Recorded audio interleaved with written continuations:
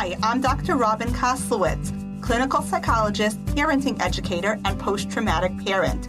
Welcome to the Post-Traumatic Parenting Podcast, where we learn to provide our children with a healthy childhood, even if ours was anything but. Or maybe we had a wonderful childhood, but recent events in our lives have left us reeling. Let's face it, after 2020, we're all post-traumatic parents now. Welcome. Hi, everybody. Welcome to another exciting episode of Season 3 of the Post-Traumatic Parenting Podcast. Today, I am so excited to introduce you to Anna Seewald. She's an internationally known psychologist. She's an educator. She's a parent educator. She's a keynote speaker. She is the host of the very popular Authentic Parenting Podcast, and we met when I got to be on her podcast, and it was such a lovely experience being interviewed by her that I said, all right, I want to introduce Anna to the post-traumatic parenting community. I want her on our show. So she very graciously agreed to come. And like the Authentic Parenting Podcast has been listened to by like a bajillion people. It's been around for 10 years. Which, by the way, as a podcaster, that's incredible longevity because like a lot of people, podcasts like don't make it usually out after like a year or two. So 10 years is a long time to be doing this. Like, my personal kudos to you. She has 25 years of professional experience helping families and helping educators, and she's really, really passionate about parenting and sort of the new science of transformation and trauma and how that can impact our parenting. So I'm so excited to have Anna here with us today. So welcome. Thanks so much for joining us. Oh, thanks for having me. It's my pleasure. So tell me a little bit about like what got you to, start your podcast initially. What got you so passionate about being a parenting educator? Well, for many years, I have worked with children as a psychologist, and I enjoyed that work. And it informs my parenting work today for sure, having had that background.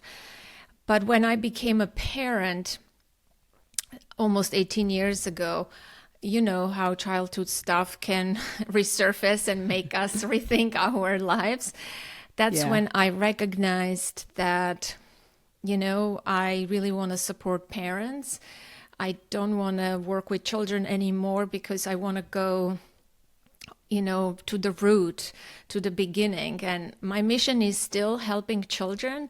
My mission is to end violence against children. That's what drives me every day since I was a young professional.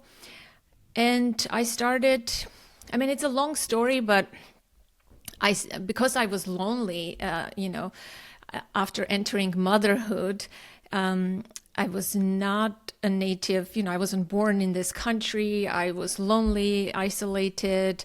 Motherhood was tough, the first year especially.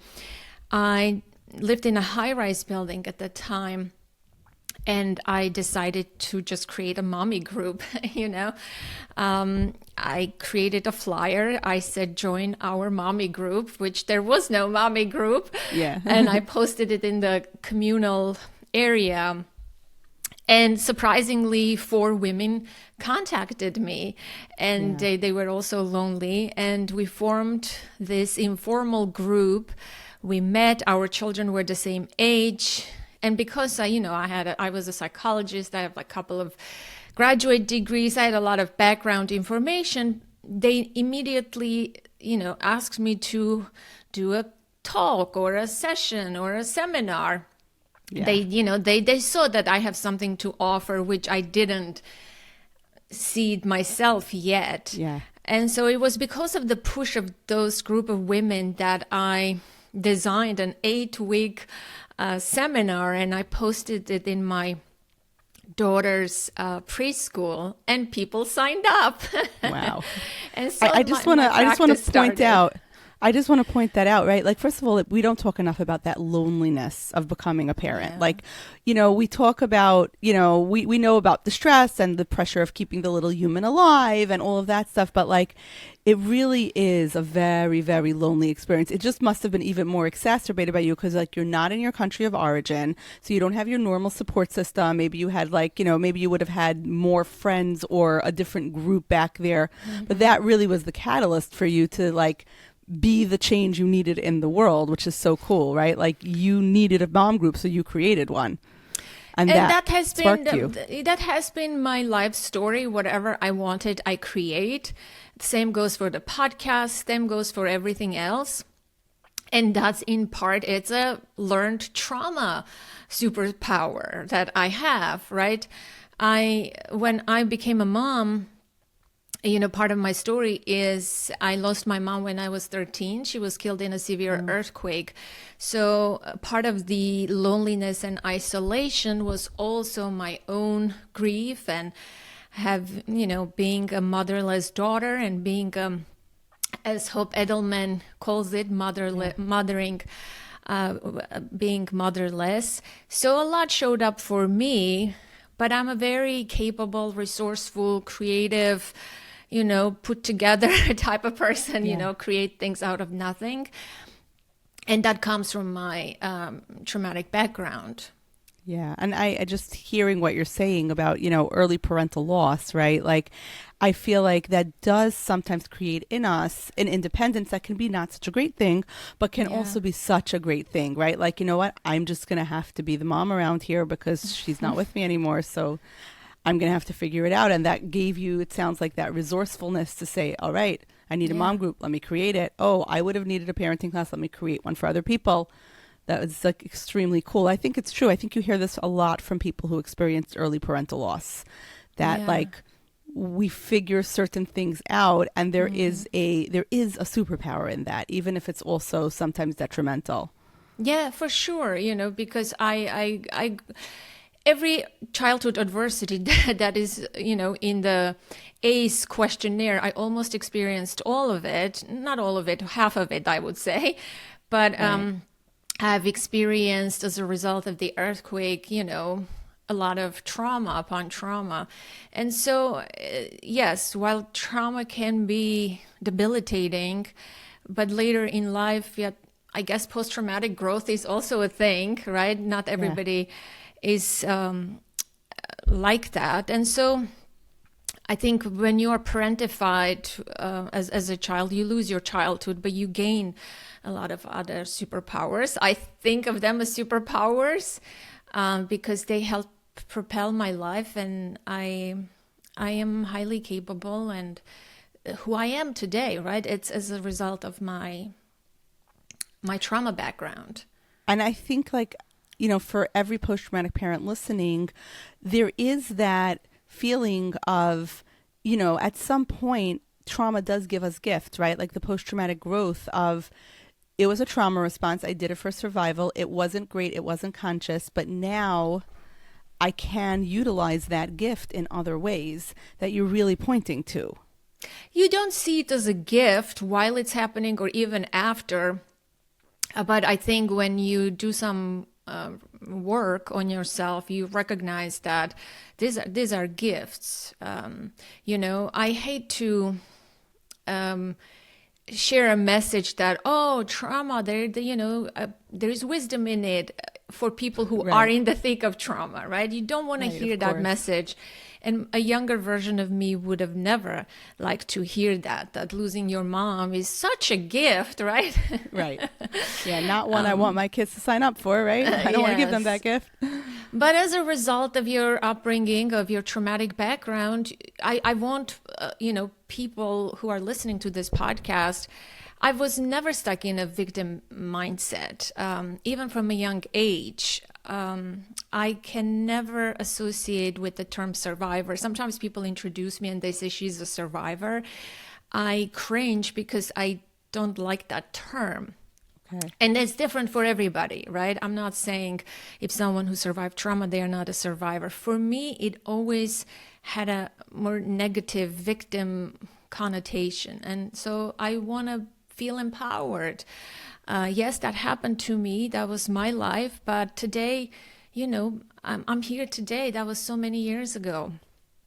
And I'm not going to be crippled by that trauma or by that story, even though that is still alive in me, in my memories, in my thoughts, in my body, in my nervous system. But I don't allow it to be present in my life, because that's not present anymore. Yeah, I think there's the toxic positivity side of things that you really want to avoid, of like, I was traumatized, but yay, I got these strengths. At the other hand, once you've been through it and you've processed it enough and you're past it, there is a wisdom where we can say, okay, I've learned how to do these things, or I know what's important. Even like you being like, I want to be the best parent I can be for my kid because, I don't know, maybe because we're not guaranteed a tomorrow, maybe because I value mothering, having lost it at such a young age. But like whatever that reason is, that's a valuable lesson. Yeah, thank you. I appreciate that. Yeah. And I think, yeah, because like I know for myself as well. I mean, I've spoken to so many children who were traumatized, especially with early parental loss and with other things. And, when sometimes you have those well-meaning adults who come with that toxic positive message of like, I'll think of even like the religious ones of like, God only tests those he thinks highly of, or lines like that. Where like, hey, the kid like buried their parent yesterday. Maybe today isn't the day to, like I remember a kid being like, yeah, well then I guess God should test you too, right? Like what are you trying to say to me, right? Or, look at the bright side. You know how many entrepreneurs were traumatized. I remember a kid someone said that to him, like, I think it was like at his like dad's wake or something. It was like really close to the death. Like, how many like famous people had their origin story in a terrible event, and it was like, yeah, he doesn't want to hear that right now. Maybe in 20 years, but not now. And you will discover it yourself. I think, with time, you gain that wisdom. Yes, but well-meaning people always have advice, as we know about everything. Yeah. And timing is important, And I mean, tell me a little bit about the grief and the loneliness of like early parenthood. Like, what was that like for you? Well, I did a podcast episode about that, and I call that the dark side of motherhood. So that can tell you how it felt. Well, I mean, for me, it even began before I had the baby. When I went to the ultrasound with 6 months or something, when they tell you the gender of the baby, this whole time during pregnancy, I was hoping to have a boy, because in my crazy mind, I had created this narrative that because I didn't have a mom, I cannot be a mom to a daughter. So that was this driving thought while I was pregnant. Mom. Okay. So, and then at the reveal, they said, do you want to know the gender of your baby? I said, yeah, sure. And the technician said, you're going to have a girl. And I just lost it. Because this notion that I held that I'm going to be a mom to a boy, and I know how to do this, so naive and silly, right? And I started crying, and the technician thought I'm crying because I'm overjoyed, but it was the opposite. I was so upset, and I really was unprepared. And at that moment, I recognized, wow, this is not going to be an easy journey. Yeah. This is the first door I am entering into motherhood. This is the first door. It's sort of like the sneak peek. And I knew it's going to be hard. And it was, like we already mentioned, the loneliness, the isolation.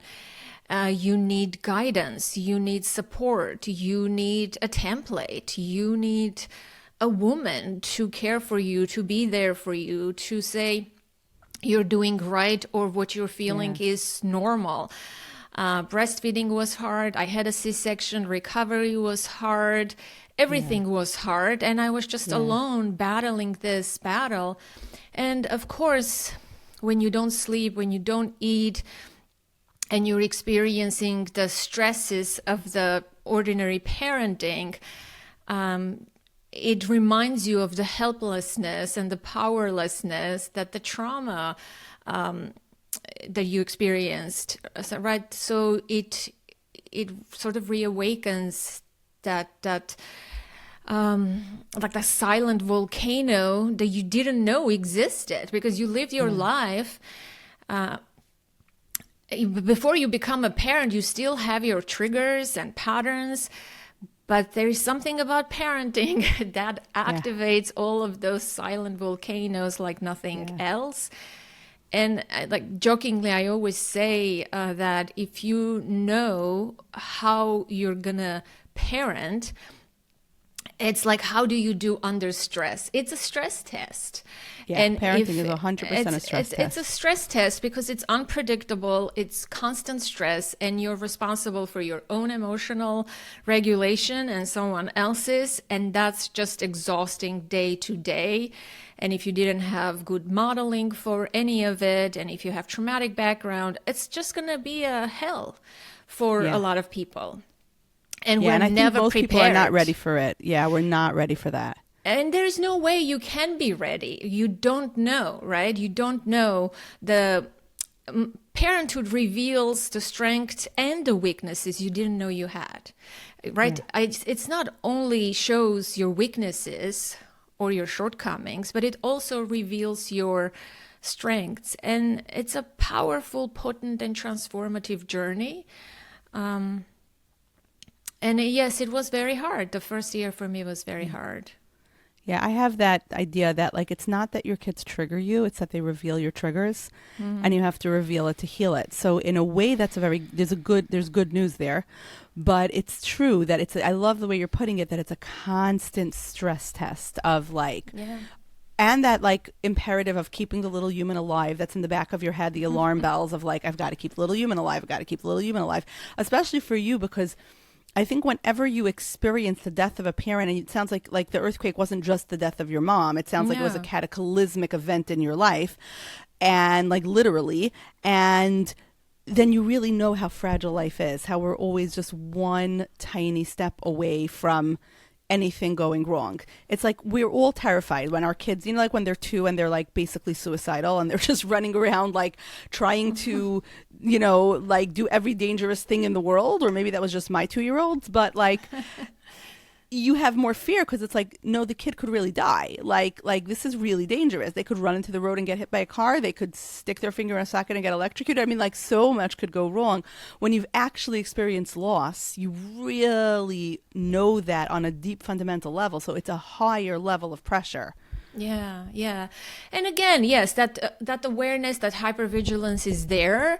But for me, alongside that, there is also the gift of that, being present, knowing that this is not forever, that things are impermanent, and I need to be present and enjoy and savor each moment. So I also have that outlook with that. You know, there are always the 2 coins to 2 things. And while I am hypervigilant, I am also highly present in my life. I can walk... I was walking with a friend, and this happens all the time. The things I notice and see in the world, it just captivates me, you know, because I'm more open to everything. I'm more porous to seeing the beauty and the awe and the wonder of nature specifically. And I'm really grateful. I think that's another side effect of trauma, a more positive side effect of trauma, is this deep gratitude for just being. And I'm aware of that on a daily basis. When I take a shower, I feel grateful that I have running water, because for many years we didn't have water. I didn't have food. I didn't have clothes. I didn't have shoes to wear to go to school. I didn't have light or electricity. And so I am reminded every day of how grateful I am. And I don't take that for granted. And it's not like I cultivated that, you know? Yeah. I know people can cultivate gratitude, but I think that's, you know, it's because of the trauma. It's an awareness. It's Do you this teach awareness. that now? Do you teach that to the people you work with? Like this, I do. how much gratitude helps? I do, yes. I think that people can learn to be more grateful for sure. But there is something to be said. You know, I didn't teach this to myself. I just became like this. And people think that I am happy or grateful because I did some work. And I honestly didn't. But definitely, there are so many practices and things you can do to develop a sense of gratitude and Yeah.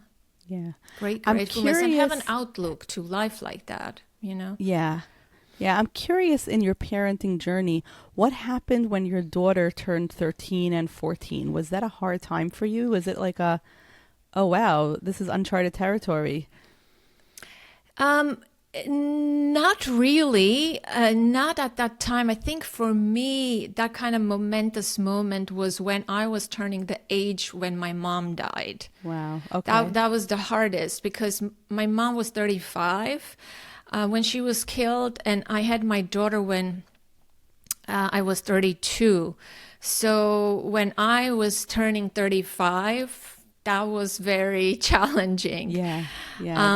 But when my daughter turned into teenagers, I don't think I had that kind of existential crises per se, because I did the hard work of self-healing transformation in the beginning of my motherhood journey. Yeah. That's where I needed the most healing and growing. And I had worked with children all my life, and I knew how to work with teenagers. And because I already parented my daughter with attachment first mindset, with doing my own work, with teaching her emotion regulation and not punishing her, because I had already done that kind of parenting, teenage years were not hard. Okay. You know, so that's not when it hit you. It hit you when like you turned the age your mom was when she died. Yes, that's when it hit me big time. And now my daughter is turning 18 in April. Wow. And she's going to college. I think I'm sensing the next wave of that momentous existential crisis approaching, because I left home at 18, there was no home, and I never went back.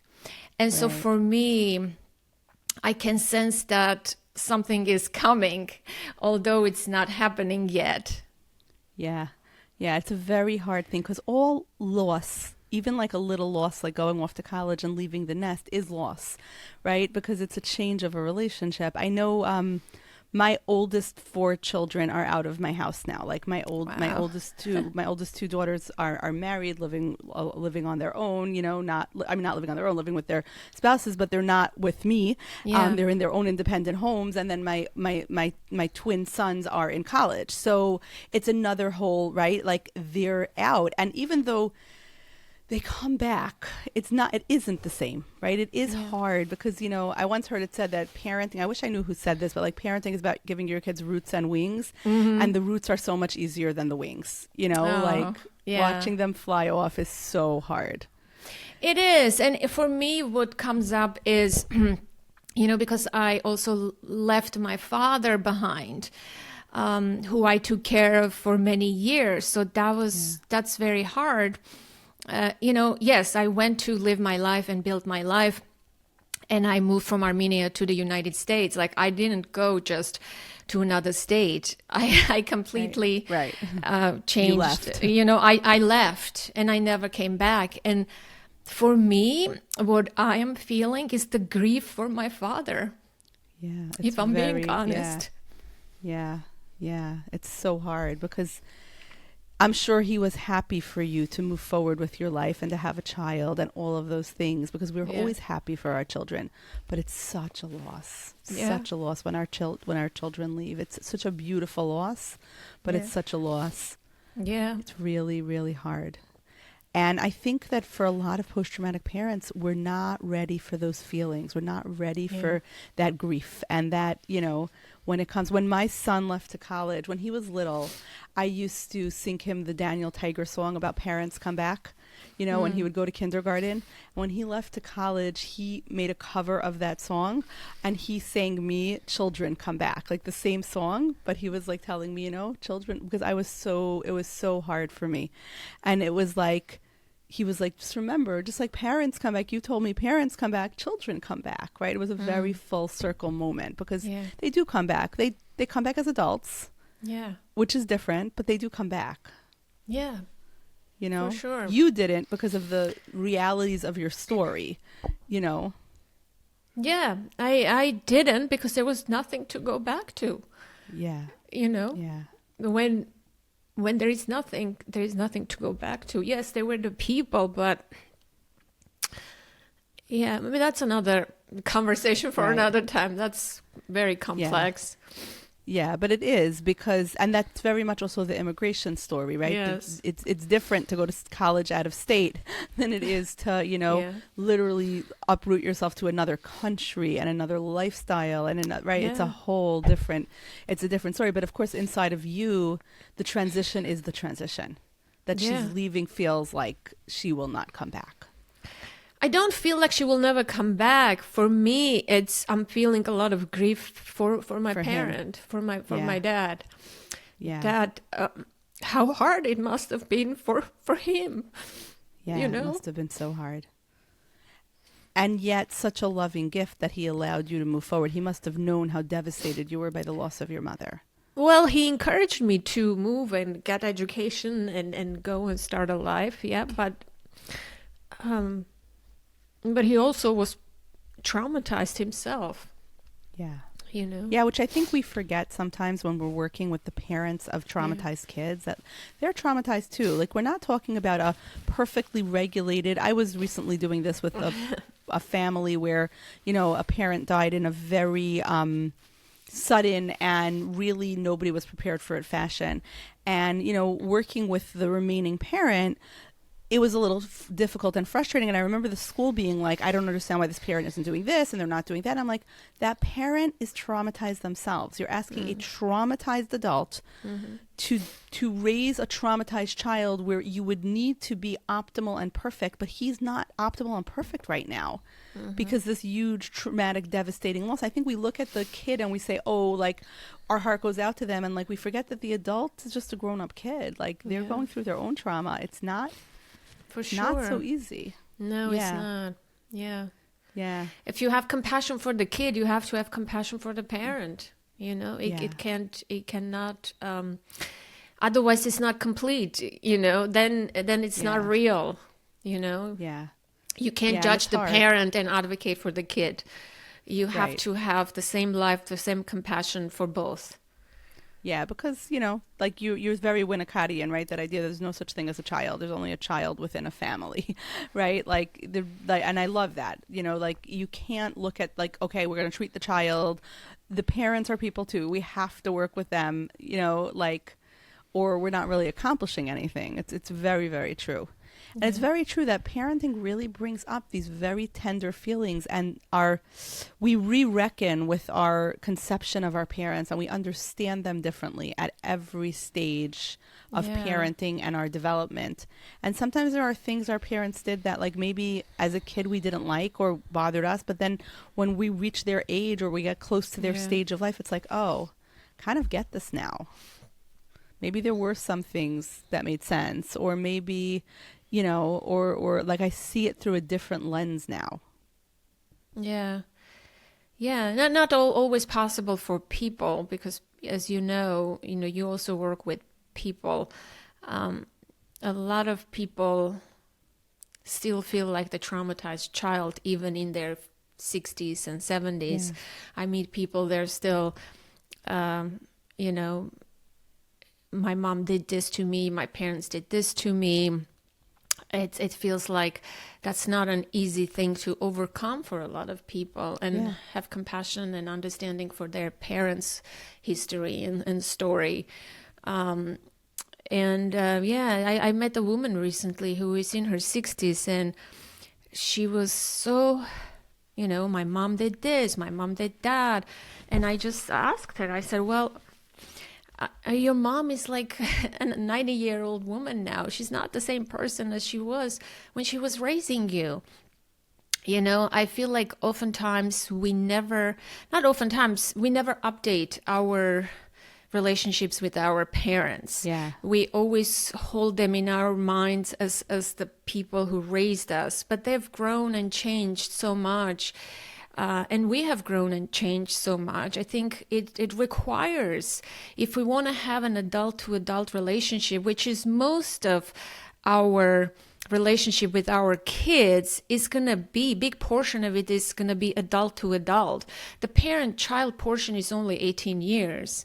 And so if we want to have relationships, meaningful relationships with our parents, we need to update that relationship, update who they are now and who we are now, whatever it takes, whether it's therapy, whether it's doing your own work, whether it's going to therapy with them. It's different for every family, but I think that stuckness is not helpful. It's not helpful. Yeah. It limits you in your own life. Yeah, I think there is a big gift in having even those hard conversations with parents in our adulthood, because then you can always repair. You can have that conversation where, as an adult, talking to another adult, saying like, help me understand that time, or help me understand that story, or even like you're saying about your father, like being able to express that appreciation now that I am separating from my daughter. I so appreciate what you did for me in a whole different way. Right. Yeah.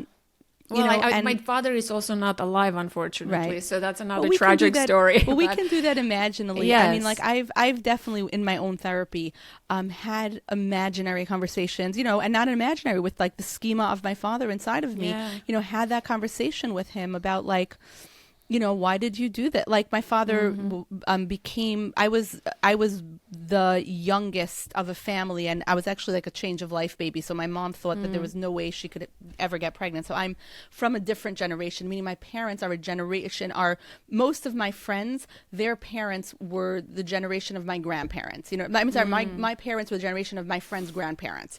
So it was, it was a little different. When my dad started smoking, it was considered healthy. Like a doctor told him to smoke. That's how, he had asthma or something, and the doctor said it was good for your lungs. I don't understand why, but whatever. And so then he couldn't break his smoking habit, and eventually that addiction killed him. And I was able to have these conversations with him in therapy about like, if you loved me, why did you continue to smoke? Like after the doctors warned you, after they realized it was dangerous, after, and really was able to come to a better understanding of, the pressures of adulthood and what happens when you rely on something. Like if someone told me that I would have to like stop drinking my morning coffee, it would be hard. Like I need my coffee to like get through my day, or, a medication that I take that helps me, but also has side effects. And someone would say, oh, those side effects are too dangerous. I'd be like, but how do I function in my life without it? It's a little difficult, right? Like when you're an adult, you understand it differently. When I was a teenager, it was very like, he could have stayed alive. He could have made a different choice. But as an adult, you understand that humans are much more complex, and we can have that imagine, if we can't do it in real life, which if anybody listening to this can do it in real life, it's so powerful to have those repair conversations with even elderly parents. But you can always repair even when someone's no longer with us. Yeah, agreed. It's not always, you don't need the two people in doing this work. You can do it for yourself to have closure, to have meaning and understanding. And it's the healing work, right? Otherwise, you're going to be the wounded child forever. And that's going to affect your life. They're no longer the parents they were to you. And I think it's your own imperative to do that healing work for yourself. Yeah, and it's true, because otherwise what you're doing is you're stuck in counterfactuals. If only my mom had, if only this, if only that. At some point, it is as it is. Like, this happened. Yeah. You can't. The counterfactual is, I say in the book, the trauma app in your brain trying to make it be different, as if you are a film editor and you can like rerun the scene. Like, that's what flashbacks really are. It's your brain trying to make you, like, let's say you were in a car accident and you turned left and went straight into an oncoming truck. When you have the flashback, it's because your brain is trying to make you turn right. But you did turn left, right? Thank you, brain. Thank you, trauma app, for thinking that I can do something different. I can't. It happened already. It is what happened, right? So if you're still in that, if only my parents, if only my mom, at some point, but this is, it happened. Now I have to build a life on the it happened. And it's not about forgiveness in the sense of condoning. It's about repair. Repair is not necessarily forgiveness. Yeah, no, I think what you're talking about, and before you even can do the repair and the forgiveness part, I think the crucial step is acceptance, that radical acceptance of, these are the facts of my life. This is what happened. And that radical acceptance opens the portal to grief. And if you start to grieve, then you will find those gifts that trauma and loss and grief have, right? You find the other side of trauma and grief. You get those gifts, but unless you accept and grieve, no change, no healing will happen.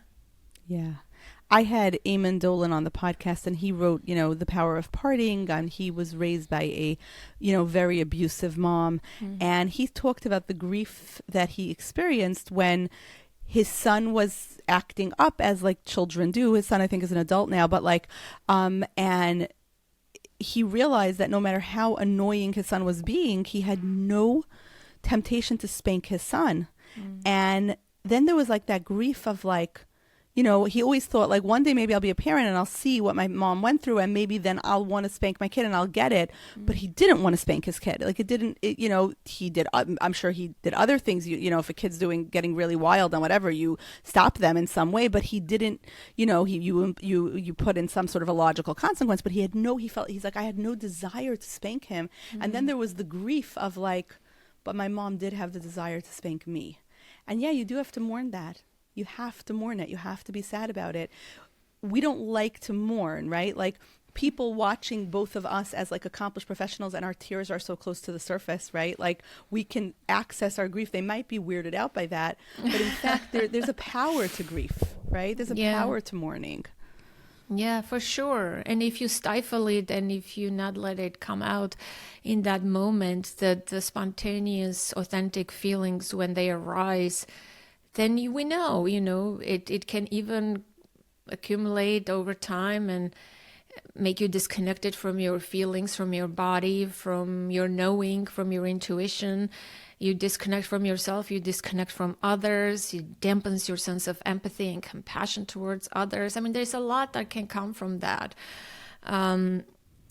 If we can all feel the authentic feelings as they rise spontaneously, we would live with more ease and openness and spaciousness, and it's so true. It's hard to do. Obviously, you can't you can't do that all the time. But I try to live like that, because I know the opposite is more harmful for me, to my health, like the health of opening yourself up to emotion, and allowing the emotion, even the uncomfortable emotion. It's a profound shift when we realize it, that emotions are something to learn from and something to embrace, as opposed to like things to rigidly control the way we tried in the 80s, of like, think positive, or, Yeah, no, you have to welcome all the emotions. I think developing that capacity, that relationship to all of your feelings, many people are still learning.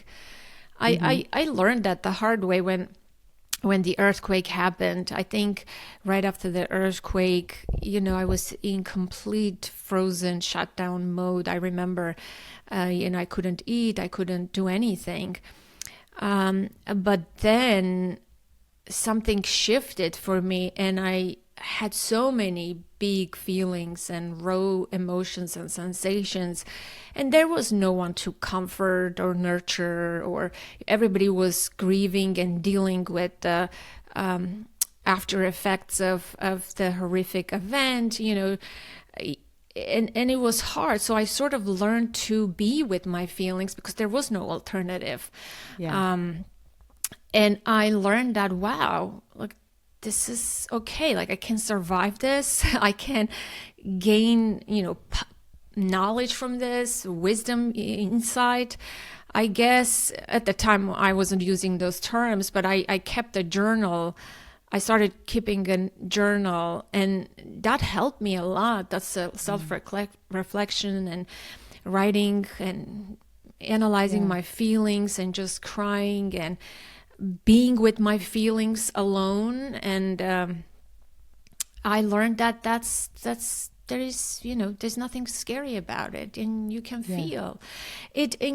In fact, I think increases your capacity to feel and to feel all, right? If you stifle the feelings of sorrow and grief and pain and sadness, you also shut down your ability to feel joy. That capacity is the same capacity. And so when we feel, we feel. I feel like this is why my capacity for happiness and joy and all empathy towards other people's suffering is proportionate to the suffering that I went through.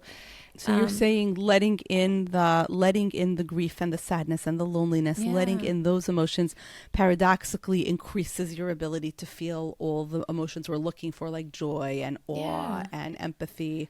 Yeah. It expands your heart, because your heart is the same. It's the same pipeline. The joy and the sadness, they all come through the same pipeline. If you turn it off, you turn it off to those other wonderful feelings that enrich your life and make you happy. Yeah, there's so much truth to that. Going to the journaling, I wanted to ask you, you're doing this really interesting writing project. I'd love to hear more about it. I think a lot of the post-traumatic parenting community members would find it really interesting. Yeah, it's called A Year of Letters, and we just started because the year just started. So I use letters in my work and as a person. Having grown up in the 80s, we didn't have cell phones or text messages. So we used letters, and I have this big box of letters that I had pen pals when I was in grade school or in high school with foreign students. So letters have been part of me growing up. I have letters with my dad and relatives, and I save them all. And so I also give a lot of assignments to my clients when I work with parents to write letters and co-parents. And so I said, you know what, maybe I should do this year-long journey. And I sat down, it was last year, I sat down and I came up with 52 prompts for letters. Letter to your younger self, letter to your future self, letter to this, to that, to your inner child, to yourself and to others. These are letters that you are not going to send, but these are words that you want to express. And so each week, it's on Substack. I launched a Substack, a new platform just for this. It's called A Year of Letters. Each week on Monday, I post a prompt for that week. You take the prompt, you write the letter. On Wednesday, I do follow-up, and we do groups. We have experts who, we have a lot of other perks that come with it. It's a free program. And I am committed to doing it for a year, which is kind of a hard task. That's a commitment, yeah. And I am doing the letters myself because I want to see how transformative it actually can be. And people don't have to do the whole year. They can join at any time or drop off at any time, but the prompts will be available in the library for them to explore. If you don't like the theme of the January month, which is belonging and self-discovery, maybe you want to do the next month or the month of August that is dedicated to grief, and so on and so forth. So I carefully curated. The letters start from, belonging and self-discovery, and they go deep into trauma and grief, and they deepen as the year goes on. It starts soft, but it goes deeper. Wow, that's very, very cool. I think a lot of members of the post-traumatic parenting community would want to find out about it. We're going to include a link to it to the show notes, so anyone who wants to join the Substack and join this project, I can imagine it would be such a nice adjunct to psychotherapy, to people doing their own self-discovery journey, just like a really nice way of because sometimes there's all this wisdom that we have, and it's what would I say to my younger self? Mm-hmm. What would I say to a beloved teacher, or, that's until you think about it and someone else prompts you, you don't necessarily think about it. But then once you do, there's a lot there. I could imagine people are really enjoying it. Yeah. Well, it's new, right? It just started. So a lot came out for me when I started writing Write a Letter to Your Younger Self. I found a photograph of myself. It was wow. I didn't expect that. I'm not doing this for myself, but truly, it was really eye-opening. Yeah. Well, all research is me search, and this is a form of that. Yeah. It's really cool. So where else can the post-traumatic parenting community find you? How can they, interact with you? People? Yeah, where can the post-traumatic parenting community find you online or all that stuff? I think the best way is to go to my website, authenticparenting.com, and there you can also find my podcast and everything that I do. I have a Facebook group that's a support group, but other than that, I deleted all my social media. So I am not using social media for the past almost 3 years now. Wow. And the Substack is the newest thing. I think if you just type my name or, I don't know, Google it or Substack, search in Substack. Yeah. We'll put all the links in the show notes so everybody could find you. Thank you so much for being here with us today. I think this was I think a lot of people are going to find something to relate to in this episode and to learn from in this episode. Are there any final thoughts that you want to leave with the post-traumatic parenting community? I always love this question, but I always feel unprepared when the moment rises. I think for me, it would be, you have a lot of power to rewrite your story, write and rewrite and rewrite and rewrite. It's every time you do, it's a new narrative, and it's important to do that. It's important to do the somatic work of healing from trauma. With that, you also need to rewrite your narrative, your story. I always come back to this quote. It says, "The past is not past. The past is not dead. It's not even past." Yes, that can be true. The impact of trauma on our brain, on our body, on our relationships is still pretty much there. Our brain has been affected by trauma, but it doesn't have to be debilitating or define the trajectory of our life post-trauma. Yeah. So much truth to that. Thank you so much for being here. I think everybody in the post-traumatic parenting community is really going to appreciate the authenticity and, what our conversation. I think it's going to really resonate for a lot of people. And I just really appreciate you and the work you're doing, and the fact that you are really taking that wisdom, that hard-won wisdom, and gifting it to other people, I think is really special. Oh, thank you. I appreciate that. I received that with love. Thanks. Thank you. I'm here on social media to be descriptive, not prescriptive. I'm here to educate, inform, and hopefully entertain, but never to treat. If listening to this podcast helps you realize that you need therapy, I am all for that. But podcasts aren't therapy. Please reach out to a mental health professional licensed in your jurisdiction. You'll be glad you did. Wish post-traumatic parenting was a talk show, not a podcast? You have a question for me or for my guests? Great news. You can ask those questions by following me on Instagram. My handle is @DrKoslowitz It's also in the show notes. I love it when people reach out, DM, or post a question. Who knows, your question might spark an entire episode. Come join our community. We get it. We're post-traumatic parents too. Can't wait to hear from you.